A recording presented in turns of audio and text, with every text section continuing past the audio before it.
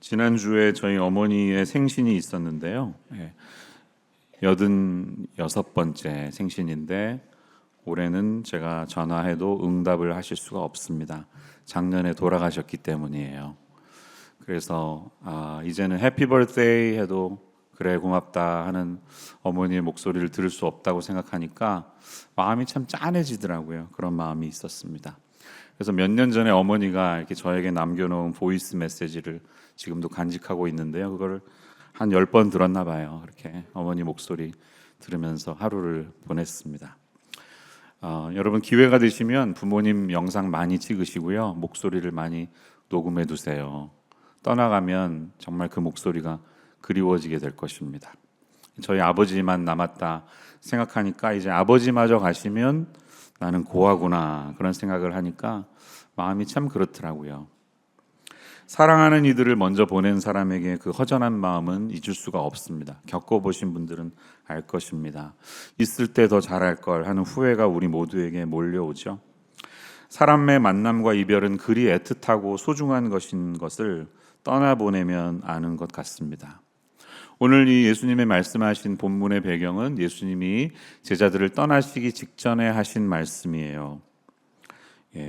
이른바 고별 강화, farewell discourse라고 불리는 내용은 요한복음의 13장에서부터 17장까지 펼쳐지는데 그 중에 일부를 우리가 보고 있습니다. 다락방에서 최후의 만찬을 하다가 하신 말씀이기에 upper room discourse, 다락방 강화라고도 불리죠. 사도 요한은 예수님이 제자들과 보낸 이 마지막 만찬 속에서 하신 말씀을 긴 문장으로 담아내고 있습니다. 이렇게 많이 말씀하셨구나, 17장의 기도도 길게 하셨구나, 이렇게 우리가 볼 수가 있는데 이 장면에서 주님은 제자들의 발을 씻기시기도 하고 너희에게 내가 새 계명을 준다 이렇게 말씀하시기도 하셨습니다만 가장 많은 분량을 차지하는 부분은 성령님에 대한 약속이었습니다.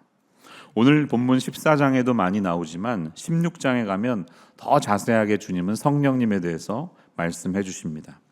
이 설교를 하시는 주님의 심정이 어떠했을까요? 이제 이들을 남겨두고 떠나는 자신의 제자들의 이 부족한 모습을 보니 아련한 마음도 생기고 안쓰럽기도 했을 것입니다. 하지만 이들이 결코 두려워하거나 실망하지 말아야 할 이유가 분명히 있기 때문에 무엇인가를 더 강조해주고 싶어서 이 설교를 하시는 것 같아요. 그것은 내가 떠나가도 나보다 더 좋은 분이 온다, 성령님이 온다는 그 말씀을 하시기 위해서이기 때문에 16장 7절에 보면 내가 떠나는 것이 오히려 너희에게 유익이다 이렇게까지 말씀하시는 것을 봅니다. 왜 어떤 의미를 갖고 있기에 주님이 떠나시고 성령이 오시는 것이 신자들에게 유익할까요? 성령님이 우리 신자들에게 찾아오신다는 약속은 어떤 점에서 우리에게 위로가 되고 소망이 되는 것일까요?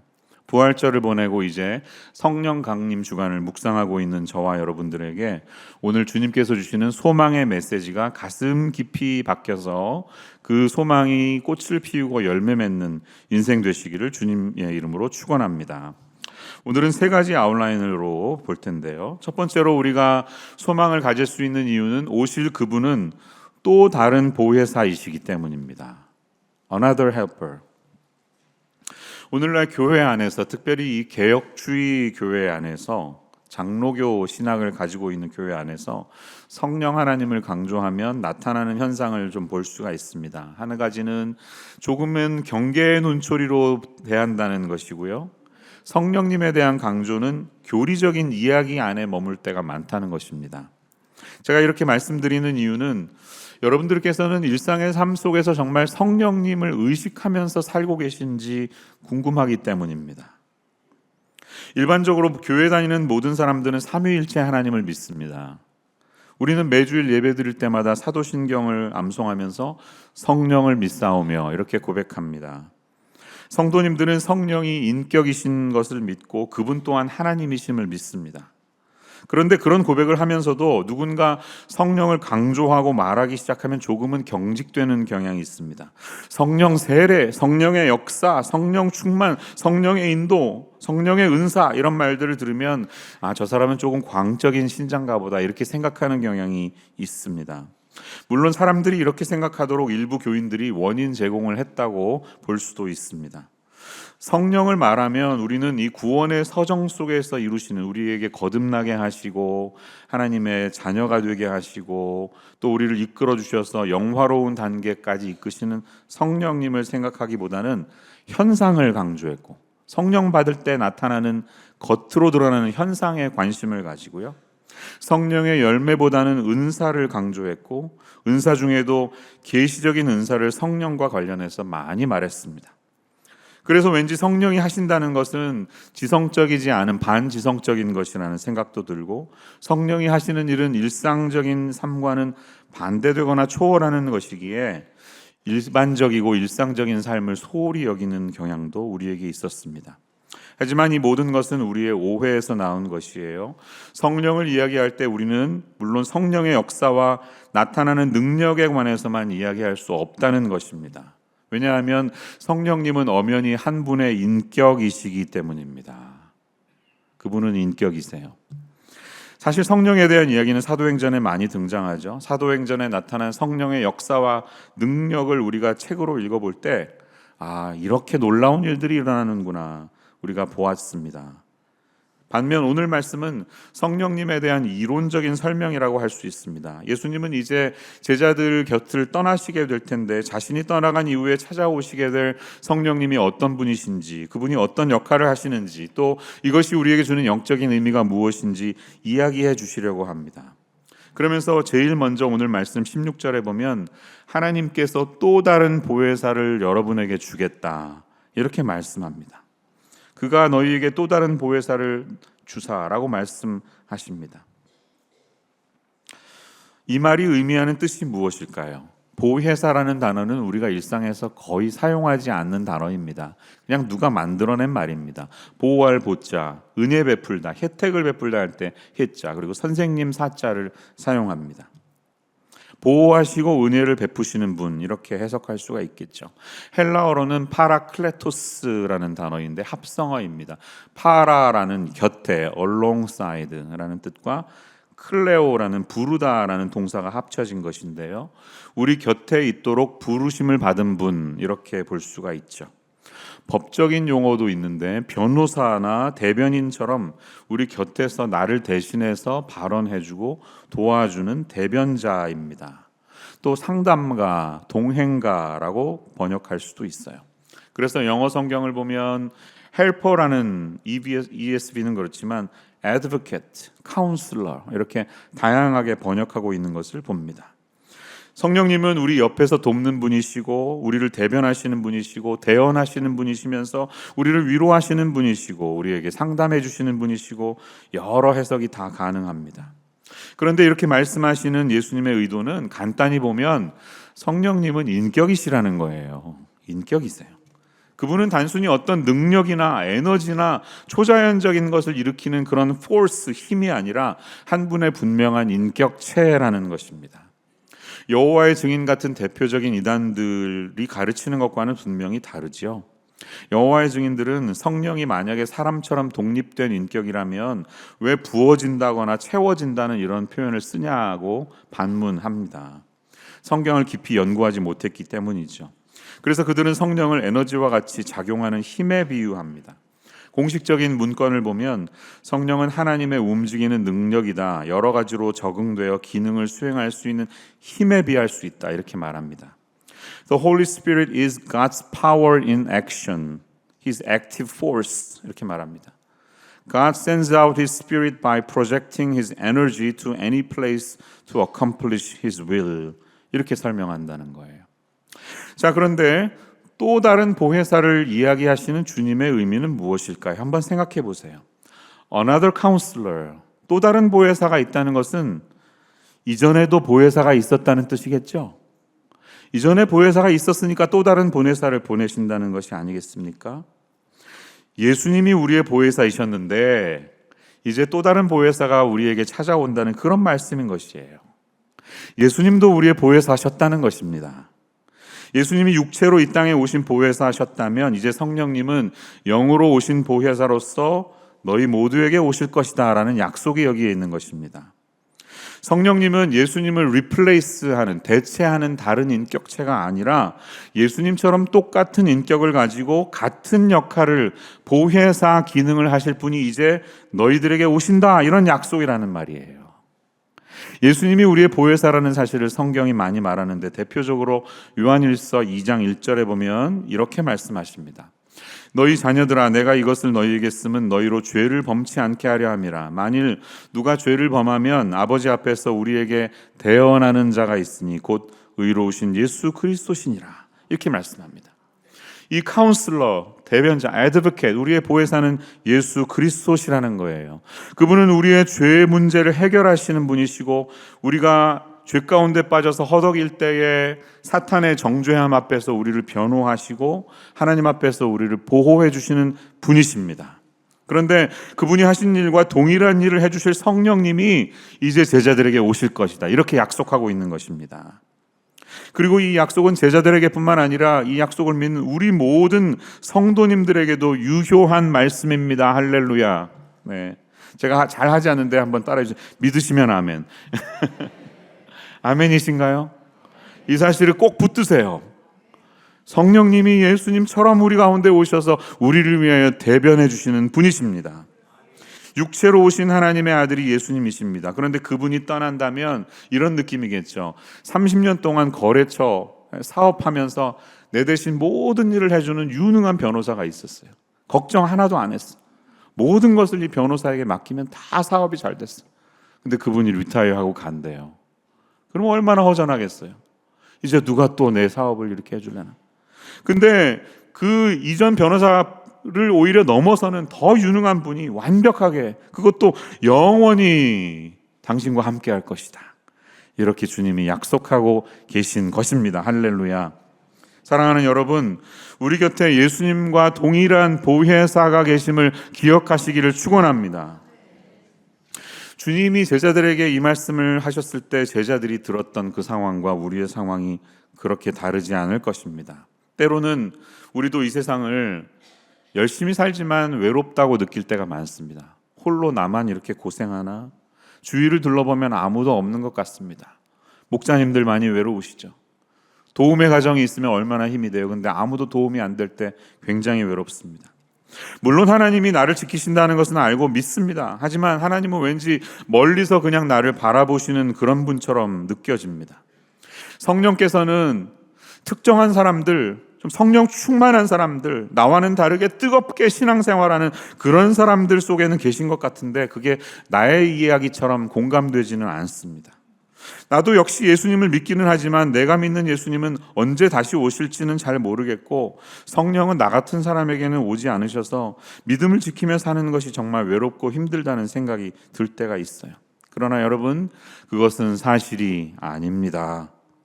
주님의 이 약속은 신실하셔서 우리 가운데 지금 이루어지고 있는 줄로 믿습니다. 주님을 자신의 구주로 믿는 모든 사람들에게 주님은 성령을 보내주신다고 약속하셨습니다.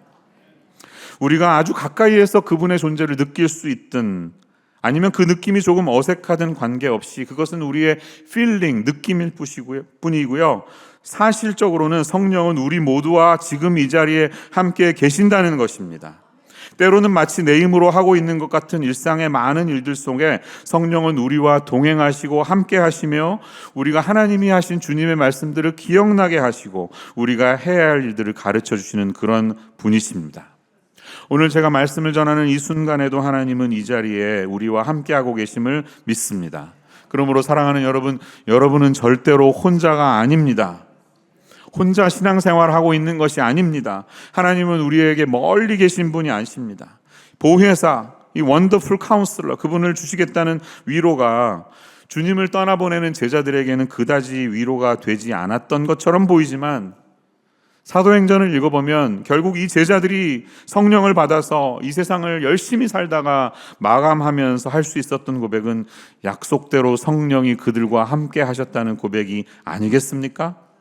이 사실은 지금 이 말씀을 듣는 우리에게도 더할 수 없이 큰 위로가 되는 줄로 믿습니다. 성령님은 지금 우리를 도우실 것이며 우리에게 갈 길을 가르쳐 주시는 분이신 줄로 믿습니다. 성령께서는 그 선하신 계획대로 우리에게 필요한 힘을 오늘도 공급해 주시고 오늘의 흡족한 은혜를 주시며 우리의 발걸음을 인도하시는 분이신 줄로 믿습니다. 그래서 끝까지 우리에게 주신 믿음을 우리가 주님 앞에 가는 그날까지 이 믿음을 지켜주시는 분이 되실 것인 줄로 믿습니다. 주님이 성령을 보혜사로 우리에게 보내시겠다고 하셨을 때 보혜사 성령은 어떤 현상이나 힘이나 영향력이 아닌 인격자라는 사실을 기억하십시오. 예수님이 제자들과 함께 걸으시고 그들에게 가르쳐 주시고 동행하셨던 것처럼 이 보혜사 성령께서는 지금도 우리의 숨소리를 들으시고 나의 작은 신음에도 응답하시는 찬양의 고백처럼 우리의 귀에, 우리의 가슴에 할 말을 주시고 우리가 넘어질 때 우리를 일으켜 주시는 분이 되시는 줄로 믿습니다. 우리는 주님이 말씀하신 이 약속을 믿기 때문에 외롭게 혼자서 나만 홀로 믿음의 길을 걸어가는 것이 아니고 성령님이 우리와 동행하신다는 사실, 이 사실을 결코 놓치지 않고 살아가시는 성도님들 되시기를 주님의 이름으로 축원합니다. 두 번째로 우리가 소망의 메시지를 붙들어야 되는 이유는 오실 그분은 예수님이 누구이신지 알려주실 진리의 영이시기 때문입니다. 예수님은 인격이신 성령님을 진리의 영이라고 말씀하셨어요. 17절에서 말하죠. 그는 진리의 영이라. The Spirit of Truth. 그러면 우리의 질문은 이렇습니다. What is truth? 진리가 무엇입니까? 이러면 여러분 머리에 퍼뜩 떠오르는 말씀이 있죠. 14장 6절 요한복음입니다. 유명한 말씀이죠. 함께 읽어볼까요?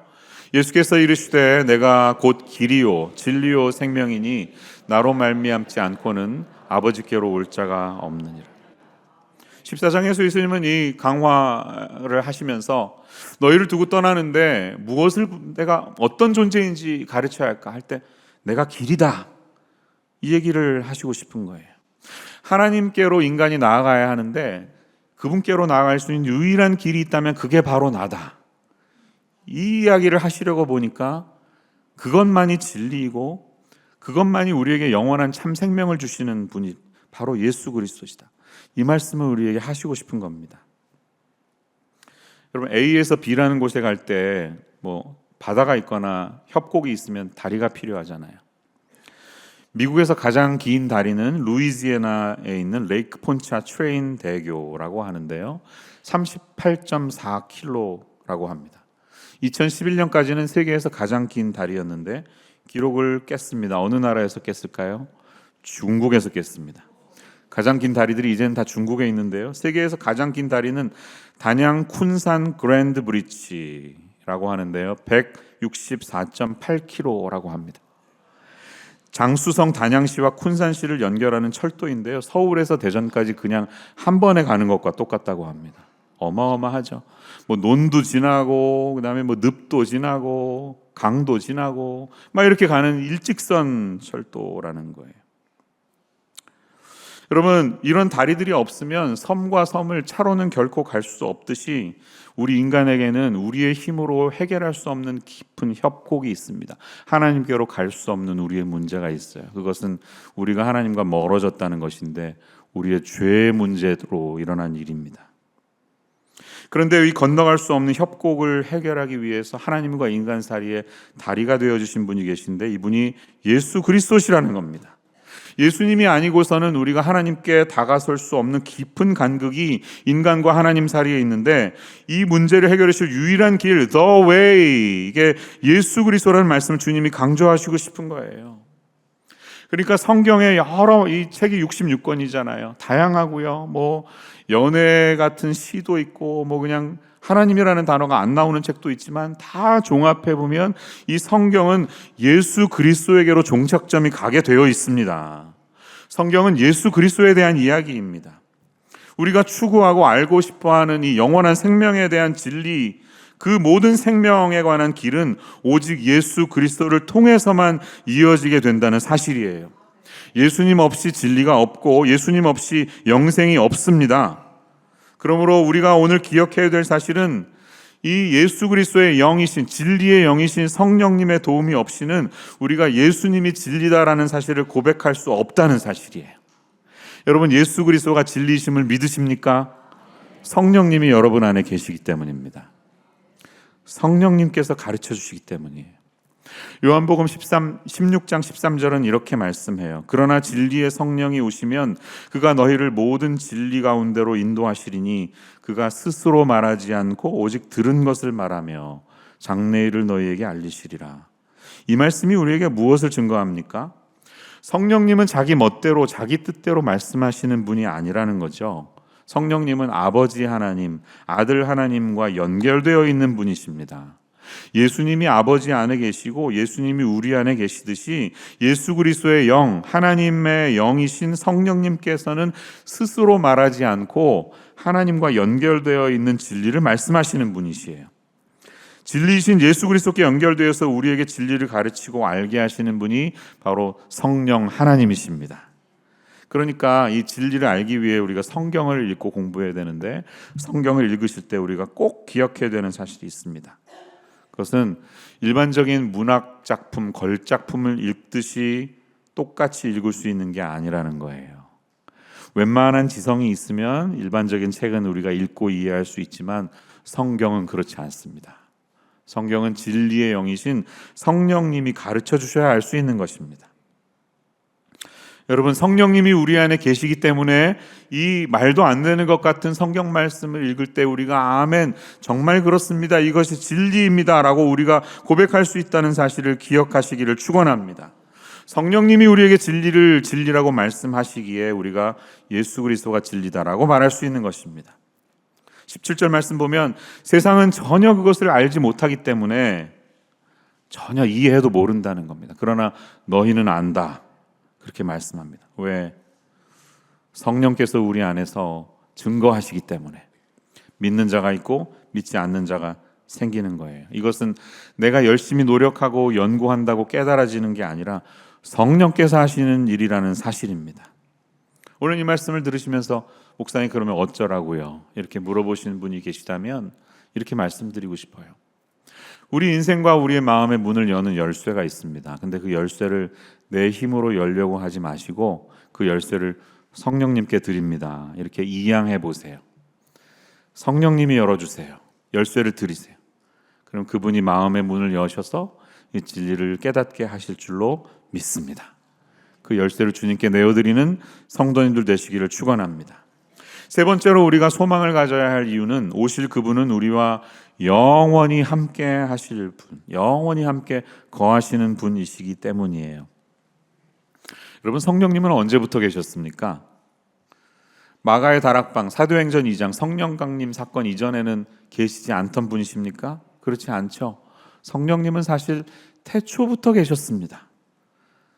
하나님이시기 때문에 창세기 1장 1절 2절을 보면 태초에 하나님이 천지를 창조하시니라. 땅이 혼돈하고 공허하며 흑암이 깊음 중에 있고 하나님의 영은 수면 위에 운행하시느니라. 이렇게 굉장히 신비로운 단어로 말씀하십니다.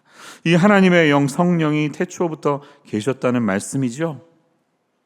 구약에 성령님이 계셨습니까? 안 계셨습니까? 계셨습니다. 하나님의 역사가 있었습니다. 성령을 받아서 활동했던 많은 인물들이 떠오르시죠. 다윗에게 성령이 임했을 때 다윗이 부르는 찬양과 그의 작곡에 하나님의 능력이 있었어요. 그래서 찬양을 듣는 사람들이 막 치유가 됐어요. 힐링이 됐습니다. 모세는 성령을 받아서 참 어려운 직분을 감당했어요. 수백만 명을 약속의 땅에 인도하는 그런 일을 감당했습니다.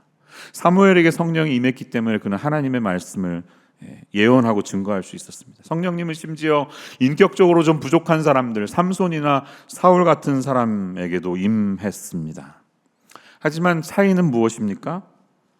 구약의 성령님은 특정한 사람들에게만 임하셨다는 거예요. 모두에게 임하지 않으셨습니다. 그리고 어떤 사정이 생기면 그 사람에게서 떠나시기도 했습니다.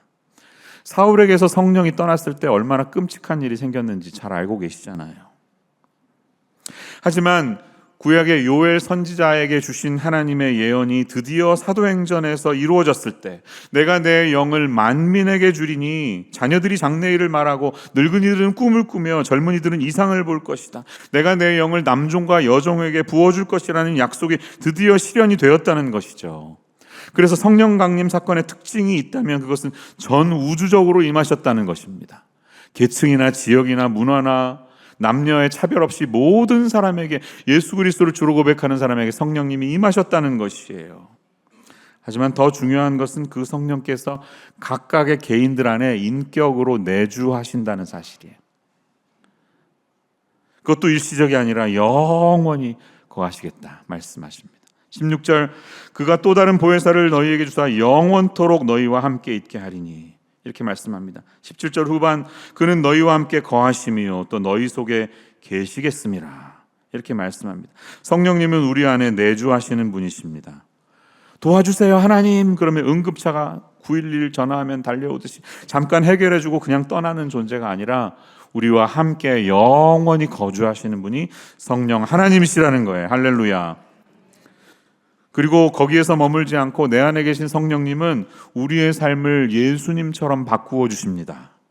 성령의 내주하심은 단지 우리가 위로받고 병고침받고 방언하고 이런 것으로 그치지 않고 우리 안에 그 예수님의 생명이 있어서 예수님처럼 살고 싶어지고 그분을 닮아가고 싶어지는 열망을 주실 뿐만 아니라 그렇게 살아갈 수 있도록 하신다는 것입니다.